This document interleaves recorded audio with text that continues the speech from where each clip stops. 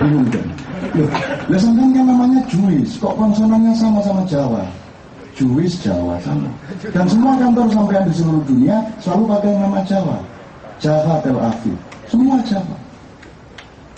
Anda merasa orang hebat di seluruh dunia, Anda digas sama Hitler karena Anda terlalu kapitalis. Anda masih kalah sama orang di Indonesia. Karena kalau sekarang Anda ini kapitalis, orang Indonesia ultra kapitalis. Kalau Anda suka kriminal, orang Indonesia pakar kriminal. Sudah, Anda suka apa? Semua keahlian itu hanya warisan dari kakekmu. Bingung kayaknya. Aku tidak bisa membuktikan secara sejarah dan metodologis, tapi pokoknya jelas menurut kita. Kan begitu. Jadi Anda ini orang hebat. Mulai sekarang tumbuhkan kepercayaan diri. Dan kalau orang punya kepercayaan diri, Anda tidak butuh pengakuan orang lain. Ayam itu tetap berkokok meskipun dia tidak disebut ayam oleh siapapun. Dan kenduri jingga tetaplah berkokok, tetaplah keluarkan keindahan meskipun tidak ada orang yang mengakuimu, meskipun tidak ada orang yang menghormatimu sebagaimana seharusnya. Terima kasih, saya berikan kembali kepada Iwan saya Aziz. Terima kasih, tepuk tangan untuk Chano. Ini malam yang sangat indah, rangkaian-rangkaian peradaban kita yang namanya Sabrang, membawa Sabrang. Jadi bagaimana penyeberangan itu kita aplauskan dulu.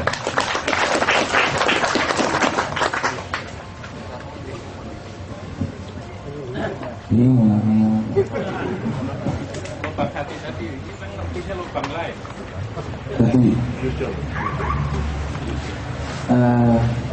ini aja tadi Cak Nur memberi pesan, bukan pesan ya. Ayo kita gali siapa kita. Terus saya suruh menjelaskan panjang lebar ya, menarik syukur sedikit untuk saya menyambung tentang sedikit hal yang mungkin bisa memantik keinginan kita semua. Tadi Cak Nun bilang ibu kota Israel namanya Tel Aviv Jaffa. Menurut saya Tel Aviv Jaffa, Tel Aviv didirikan di luar sebuah kota yang namanya kota Jaffa. Kota Jaffa itu kota yang sangat tua yang didirikan oleh anak Nuh yang bernama Jafet.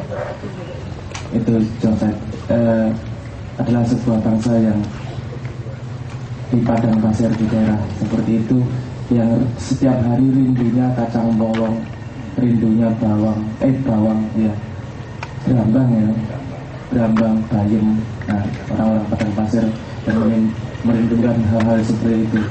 Dan sepertinya kok ada hubungannya sama daerah tropis.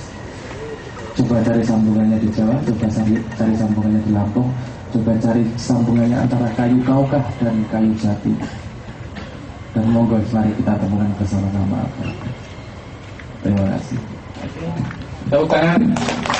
Ini risetnya persis sekali yang dilakukan oleh Profesor Romario Santos dari Brazil, tinggal di Amerika. Lalu di zaman Plato dulu ada mitos bahwa sebelum Plato, sebelum Yunani hebat, itu ada peradaban yang besar yang namanya Atlantis kontinen. Dan orang-orang Plato tidak tahu, orang-orang Yunani yang hebat-hebat itu tidak tahu di mana dari mulai embun, kabut, laut, sinar matahari, kacang polong dan lain sebagainya, bahwa ternyata peradaban tertua dan pertama adalah Indonesia. Anda bisa cari buku itu dan nanti Mas Leto yang saya senang menyebutnya Mas Leto karena enak di lambe gitu.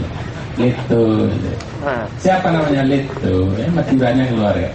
Jadi Mas Leto bisa nyambung ini. Mungkin bisa ditambahin lagi Mas Leto. Tentang kalau Canon tadi sudah secara kebudayaan dan secara mental, tapi ada sisi-sisi lain di mana sebenarnya Indonesia adalah bibit-bibit unggul peradaban itu. Termasuk harus ada tambahan untuk lubang-lubangnya di segala macamnya. Yang mana lubang? Oke, saya nambahin dari risetnya Profesor Santos tadi tentang Atlantis. Ya sedikit untuk nambahin informasi saja. Waktu itu ada dua kota besar yang namanya Atlantis dan namanya Lemurian, di mana peradaban lahir di sebuah kota yang namanya Lemurian dan tumbuh besar yang namanya Atlantis. Dan coba sekarang kita lihat peta dunia dengan permukaan lautnya yang seperti itu. Dan waktu itu beberapa, kita hitung 12.000 tahun, 15.000 tahun yang lalu setelah zaman es, atau kita tarik 60.000 tahun yang lalu ya, zaman es, ketika gunung Samosir itu bikin suhu di bumi turun 6 derajat. Sekarang coba lihat peta dan bayangkan air laut turun 100 meter. Yang terjadi daratan seperti apa? Bentuk Indonesia akan sangat berbeda, dan itu yang disebut sebagai kontinen Lemurian yang tumbuh besar menjadi Atlantis di India. Jadi kalau mereka bilang ibu peradaban, lahirnya peradaban manusia adalah di Lemurian, yaitu kontinen Indonesia yang waktu itu Jawa masih jadi satu sama Sumatera dan Kalimantan. Kemudian bapak peradaban mereka bilang adalah India, dan kontinennya waktu itu masih jadi satu sama Sri Lanka. Itu risetnya Profesor Santos. Saya pikir ini informasi yang sangat menarik. Saya tambahin dikit aja, tapi ini bukan ilmu pengetahuan, ini buku aja. Kalau dia kan ahli wayang teman-teman. Jadi Sabrang mengatakan, dan itu tidak bisa dibantah oleh teori apapun, bahwa peradaban tertinggi itu sangat berkaitan dengan jumlah gunung berapi. Jadi semakin banyak gunung berapinya, semakin kreatif dan semakin subur dan semakin tinggi peradabannya. Dan tidak ada daerah dengan gunung-gunung berapi seperti di tempat kita. Itu gejala, itu salah satu indikator. Lain adalah indikator seperti bahasa. Tidak ada bahasa sekaya bahasa kita. Wah, kalau ini saya omongin banyak sekali, panjang. Ngalah itu aja, kata ngalah itu tidak ada di seluruh dunia. Bahasa Arab tidak ada, bahasa Inggris tidak ada, ngalah itu tidak ada. Tapi kita bisa mengeliminir begitu banyak gejala-gejala dan benturan sosial melalui etos yang namanya ngalah dalam bahasa Jawa. Ngalah itu bukan mengkalah, tapi aslinya ngalah itu ngallah, mengallah. Harus dengar ya. Lalu mengallah. Mengallah itu kamu begitu kuatnya sehingga kamu tidak membutuhkan kemenangan atas orang lain.